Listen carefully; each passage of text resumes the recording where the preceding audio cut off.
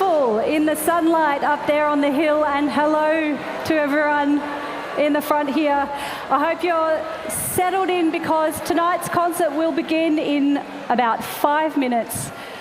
But right now, the last time I saw him in person, he was zooming down a hill in North Melbourne in a go-kart for the Queensbury Cup. And it's my great pleasure now to introduce him here at the Sidney Myer Music Bowl, the Right Honourable, the Lord Mayor of Melbourne, Nicholas Rees.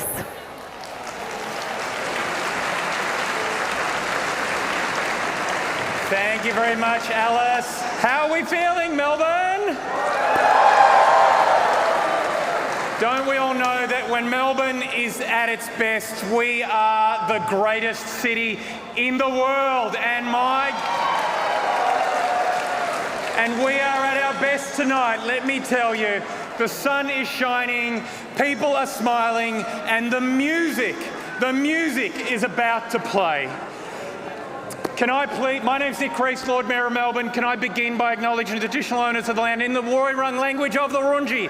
Say to you all, Wominjenka, Maranbik Burundup, Wurundjeri Welamu, Liwikukulin, Yirumbu Ba Yirumboy, a language spoken on these lands for more than 2,000 generations.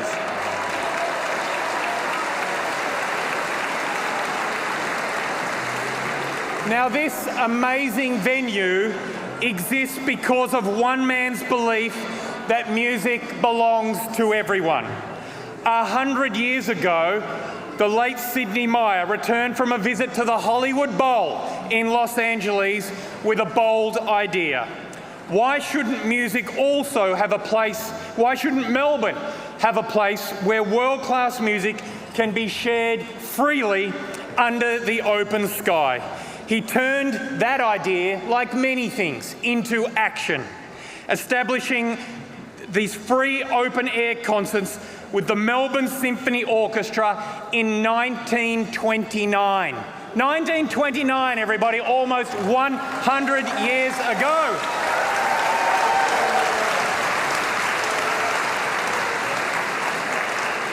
And it is so wonderful to have Sidney Myer's daughter with us this evening, Lady Marigold Southey AC, here with us to celebrate. Please give it up for Lady Southey and the Myer family.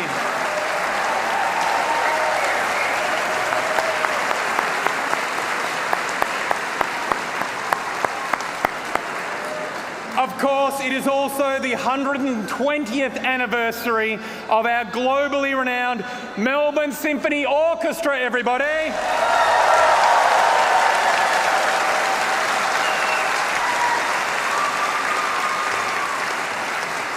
So on behalf of all the people of Melbourne, let me say to our amazing MSO, thank you, thank you, thank you for showing us the gift of music, for lifting our spirits, for inspiring us, for filling us with a sense of wonder and nourishing our soul for 120 years. The MSO, everybody.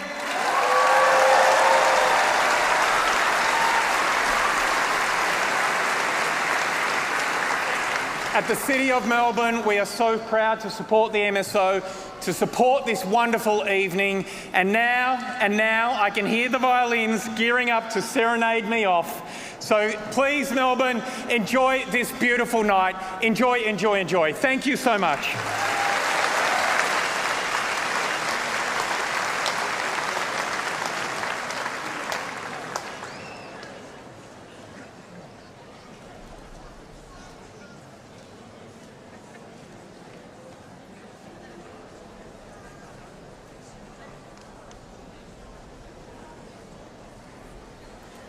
Hello and welcome to the first of the Melbourne Symphony Orchestra's vibrant live concerts here at the Sidney Myer Music Bowl in Naarm. I'm coming to you side of stage, and the feeling here at the bowl, relax.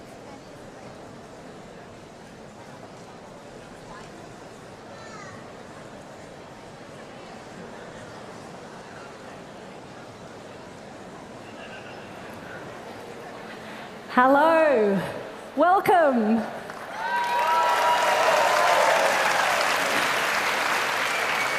It's so good to be here. I'm Alice Keith from ABC Classic, and it's just what a beautiful evening here in Melbourne at the Sidney Myer Music Bowl for the first of the Melbourne Symphony Orchestra's free summer concerts for the year.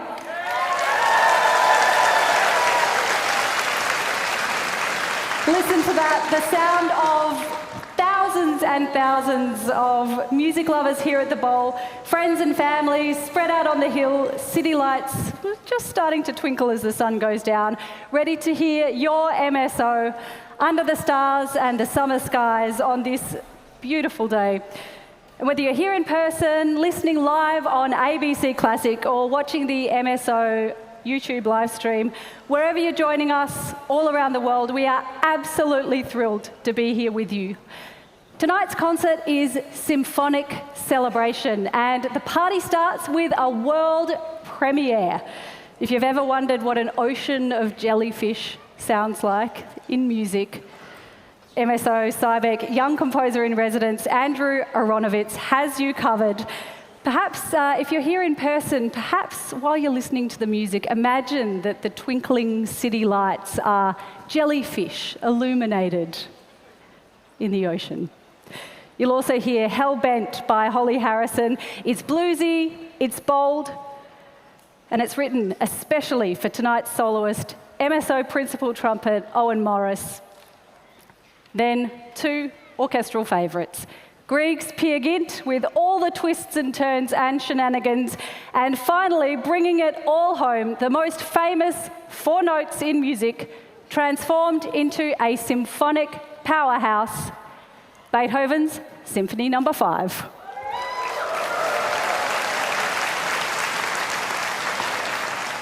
Tonight's conductor is a close friend of the Melbourne Symphony Orchestra, and he steps onto the podium this evening after 2 huge years as MSO Cybec assistant conductor, and before Leonard Weiss takes the stage to conduct the world premiere of Bloom by Andrew Aronowicz, please give a very warm welcome to your MSO string principals for Deborah Cheatham-Freyon's musical acknowledgement of country, Long Time Living Here.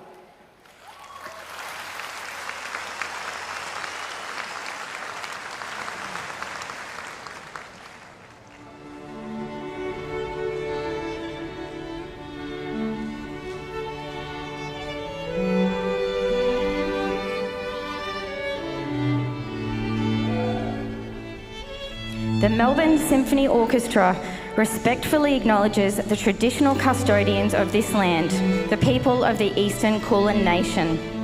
On this unceded land, we celebrate the oldest continuous music practice in the world. In our language of music, we honour this country and we celebrate the strength of elders past and present as we walk together into our shared future.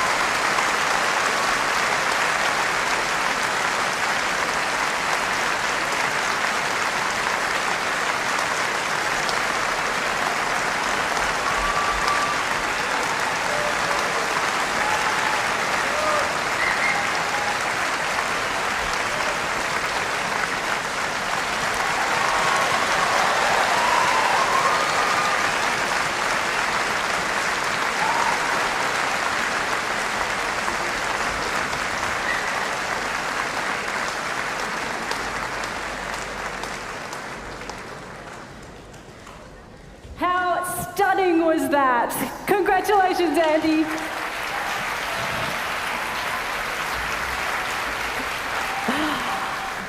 How lucky are we all to be here tonight for that very first performance. We are the first people who've ever heard that work.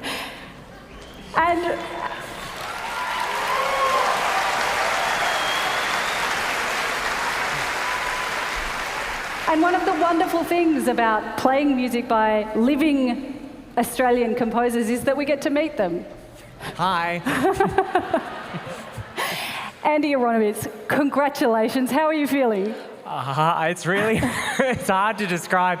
There's so many people here, and it's a bit overwhelming. I feel like, you mentioned that, the piece is about jellyfish, and I feel like I've been well and truly electrified, and I feel like I've ridden an amazing wave, or quite a few waves of emotion, and I'm really speechless, actually.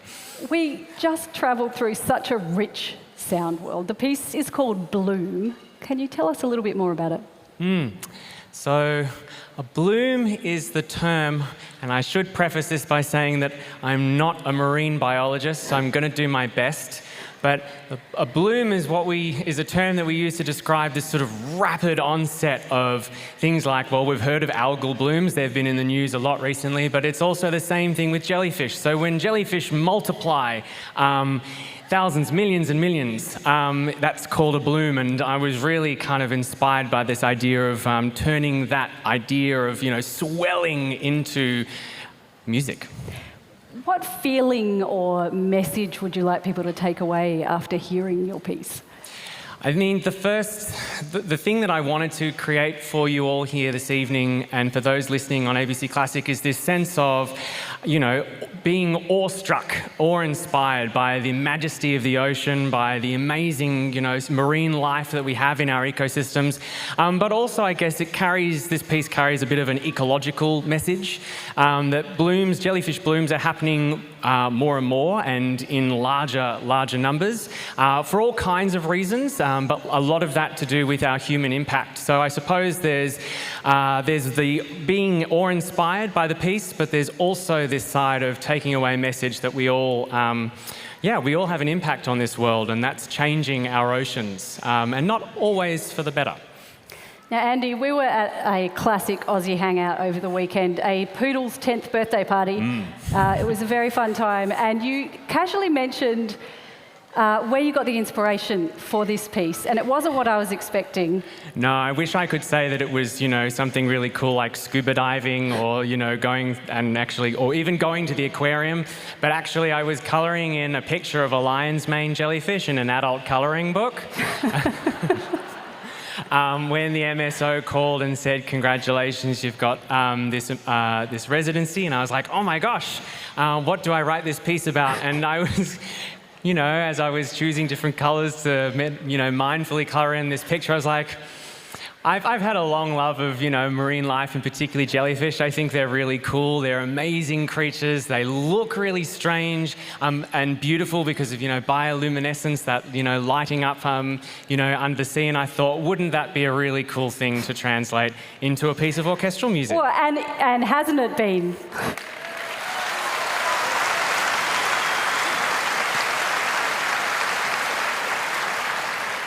You mentioned you got the call from MSO. You've been composing for a long time. You've been commissioned by all kinds of ensembles.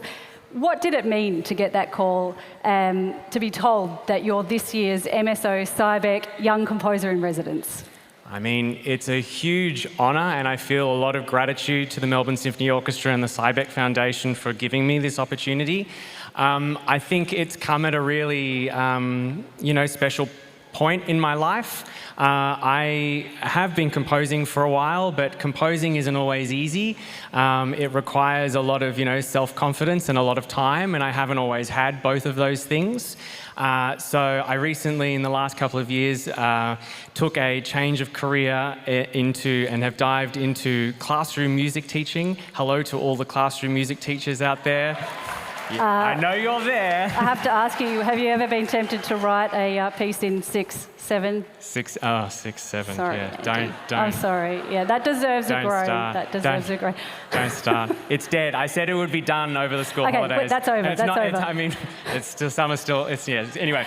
But I think because I've changed career, I wanted to I didn't have a lot of time for composing before, and so I really wanted to make space for composing, and this opportunity has come at a really beautiful time for me where I can make that space, and it means the absolute world to be here and to be able to do this and kind of reconnect with my artist. It's really special, and thank you for having me.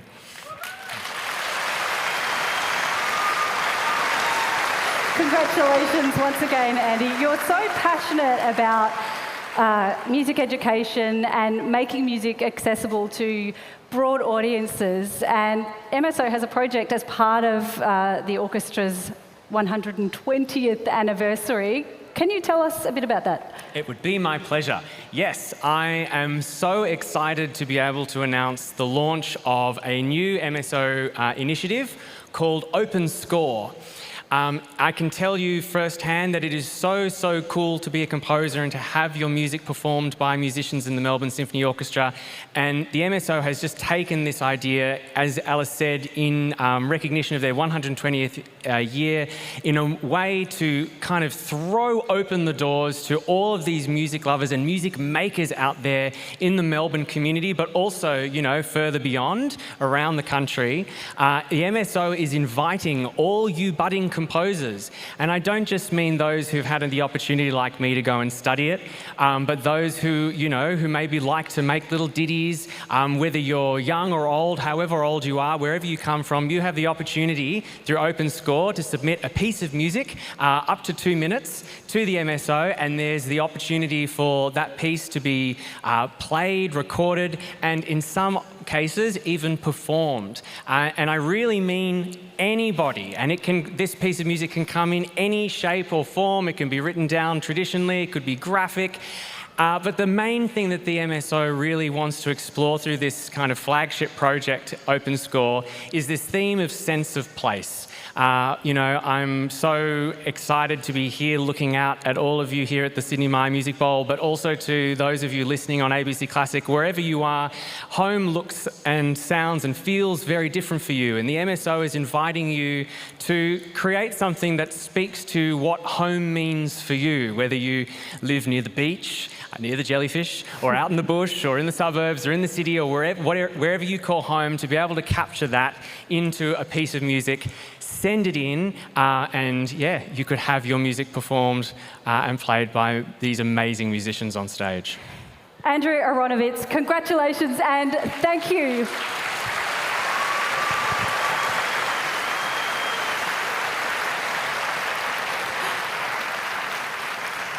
Still to come tonight here at the Sidney Myer Music Bowl and live on ABC Classic, two orchestral favourites, Beethoven's Symphony No. 5 and Grieg's Gynt. And now it's my great pleasure to introduce MSO Principal Trumpet Owen Morris to perform music by another brilliant young Australian composer, Holly Harrison.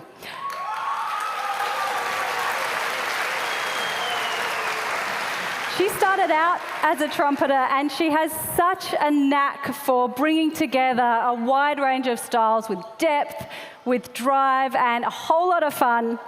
Owen Morris joined MSO in 2019, and his playing has just the perfect mix of technical polish and creative abandon for a work like this. This piece was commissioned by MSO, especially for Owen, and it was premiered back in 2021, we remember that time. So it was without an audience, to an empty hall. So a bit of a different experience here tonight with 10,000 people. So please give an extra warm welcome to soloist Owen Morris. Wow. Owen Wilson will not be making an appearance here tonight, just for the record. Please welcome soloist Owen Morris when he takes the stage tonight. The Melbourne Symphony Orchestra will tune, and then Leonard Weiss will conduct Holly Harrison's Hellbent.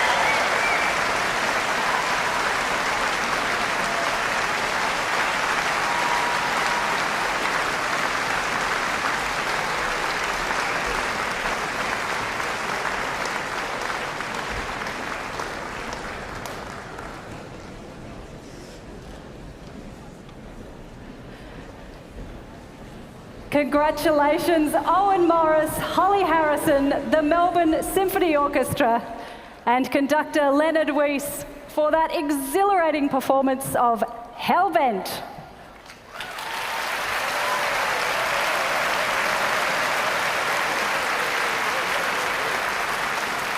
One of the best things about these free summer concerts every year, along with hearing new works by Australian composers, is hearing MSO principals stepping into the spotlight as soloists in front of such a warm local audience like this here at the Bowl, live on ABC Classic and on the MSO's YouTube channel.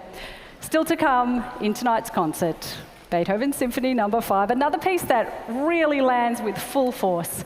And now another orchestral favourite, Grieg's Peer Gynt Suite No. 1. The music takes us from a tranquil desert sunrise with our hero stuck up a tree, all the way to a troll-filled court and the wild fantasy of Hall of the Mountain King. Grieg wrote this piece for a play, and he was not afraid to play. The music is full of twists and turns and unpredictable adventures.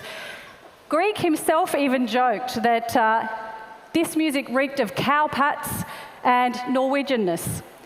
That was his way of saying it's rustic, it's earthy, it's a little bit ridiculous, and he's absolutely in on the joke. He added, "I'm hoping the irony will be able to make itself felt," and it clearly has.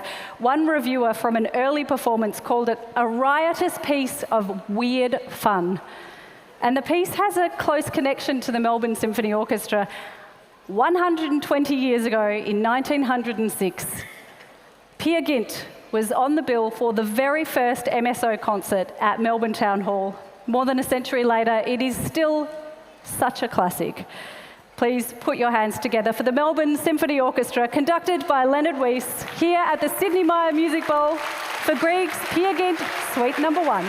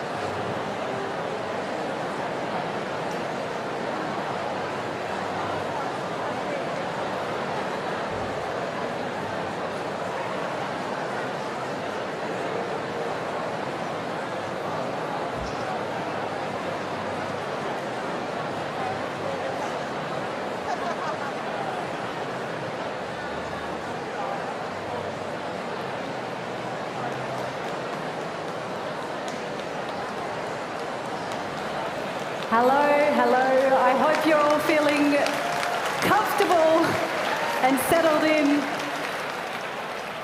Very soon, your MSO will be with you to perform Beethoven's Symphony No. 5. And now I am very pleased to introduce life member of the MSO, former Lieutenant Governor of Victoria and matriarch of the Myer family, Lady Marigold Southey.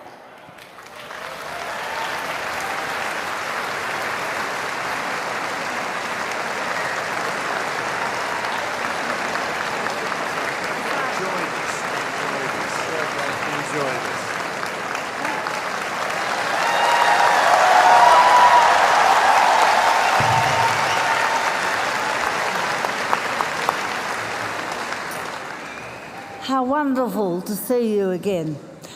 I was on the stage 2 years ago, but and I think I've got very much wobblier since then. I'm a daughter of Sidney Myer, the last living one of his children. I want you to know that he was a wonderful father, apart from being a wonderful philanthropist.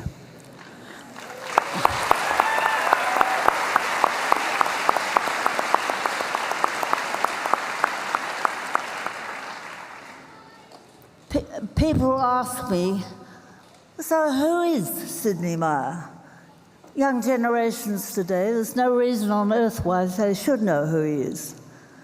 So I'm telling you, and if you already wrote, forgive me. He was an 19-year-old young man who came from Belarus in Russia. He got off a boat at the end of Station Pier at Port Melbourne. He had no English, he had no money, he had 2 bob in his pocket, and I'm told that he took his 2 bob and he managed to buy an apple from a stand at the end of the pier. He also met his older brother, who was already settled in Flinders Lane. They then went to Bendigo, where they started a retail, well, you might call it a retail business. His brother ran a little shop. Sidney himself got enough money to buy a horse, which pulled a cart, which Sidney knocked at door to door with all household goods on the back of the cart. And the ladies of Bendigo, I'm told, were very attracted to him. He had beautiful blue eyes. And they always bought something off his cart. Move forward many years, if I'm a bit wrong, some of our dates are going to be different from what you've heard from the Lord Mayor. He moved to Melbourne, I think, in about 1911.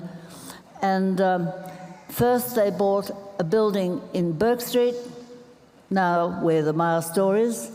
And next to it, they bought a beautiful shop which was full of beautiful china goods and ornaments, and put the two together. And then he, at some stage, must have walked into the very first bank that he saw, because he didn't know one bank from the other at that stage. And fortunately, well, it might have been anyone who was fortunate, but fortunately for us, he walked into the National Bank. Free ad for the National Bank tonight. And they trusted him, they supported him all his life. It was a very short life. He was only 34 years in this country. And in those 34 years, he built a retail empire around the country. And he loved beautiful things. He loved music. He learned to speak English and learn English by acting in Shakespearean plays in Bendigo. That was his first English lessons, acting in Shakespearean plays, so that must have been quite difficult. The thing, apart from being remembered as a retailer, he gave the city of Melbourne a very substantial gift of money. Only a few years before he died, And the money was to be spent on 3 concerts a year that had to be held in the open air. Now, we're very good at being things in the open air in Melbourne, aren't we? We've just had the tennis, we're going to have the Grand Prix in a minute, we've had the Olympic Games, we have endless marathons, wonderful out-and-air events, and the Sidney Myer Free Concerts are one of those events every year. And you come back.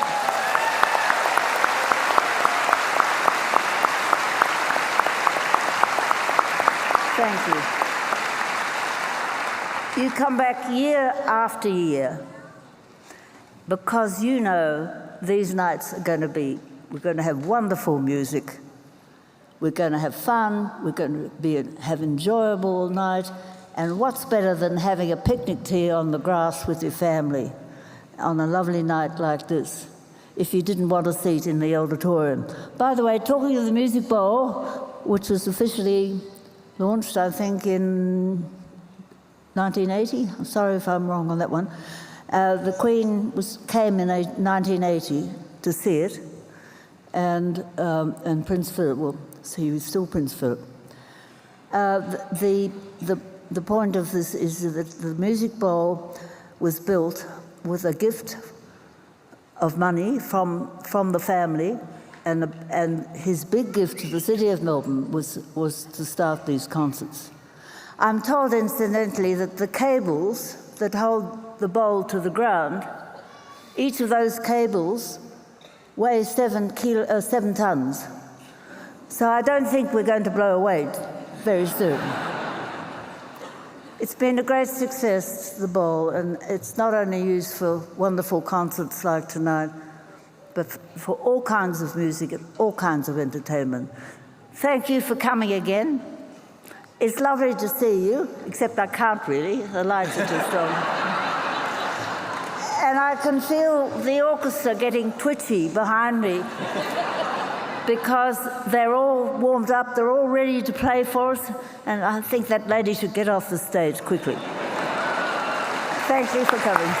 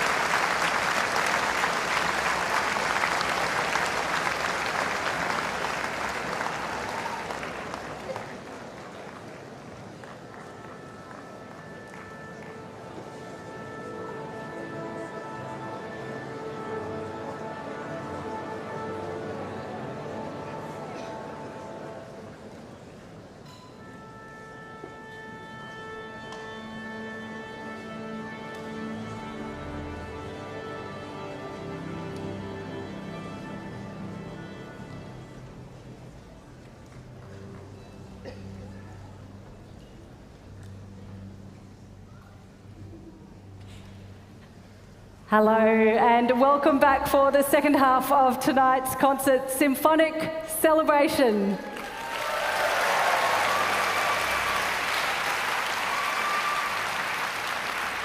And what a showcase of talent it's been so far. I'm your host, Alice Keith, and a special hello to those of you listening on ABC Classic and watching on the MSO's YouTube channel. And now, one of the most famous pieces ever written, Beethoven's Symphony No. 5. You know the first 4 notes. They're in films, on TV, they're in ringtones, disco hits. And I wonder what they would sound like sung by 10,000 people. Shall we find out? Are you up for the challenge? Okay, so the opening beat of Symphony No. 5 is a rest. So when I give the downbeat, you don't make a sound. Then I want to hear those first 4 notes. Here we go, ready, and... That was great. Let's do it again. I reckon we can practice that one more time. Okay, ready, and... Give yourselves a round of applause.